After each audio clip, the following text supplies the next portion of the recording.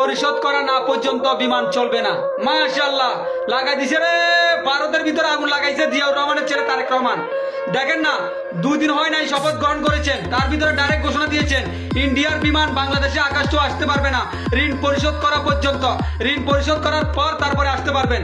আর যারা বলেছ তারেক রহমানকে ইন্ডিয়ার দালাল, ইন্ডিয়ার হুকুমে বাংলাদেশে এসেছে, তোদের মুখে এখন ফুনকালি মার, তোদের মুখে এখন আমার থু মার। দেখ তারেক রহমান কি বলেছেন, পার্শ্ববর্তী দাদাভাইদের ইন্ডিয়ার বিমান বাংলাদেশের ভিতরে আসতে পারবে না ঋণ পরিশোধ করা পর্যন্ত। তারেক রহমান ডাইরেক্ট ঘোষণা দিয়ে দিয়েছেন। এই না হয় আমাদের লিডার, উনি বাংলাদেশটাকে আগামীতে সুন্দর করে গড়ে তুলবে, এটাই আমি পুরো বিশ্বাস করি। আপনারা কি বিশ্বাস করেন?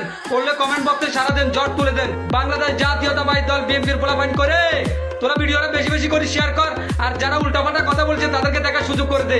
এই হলো আমাদের রাষ্ট্রনায়ক তারেক রহমান। স্যালুট লিডার আপনাকে। প্রাণ ঢালা অভিনন্দন জানাই নবনির্বাচিত বাংলাদেশের প্রধানমন্ত্রী জনাব তারেক রহমান সাহেবকে।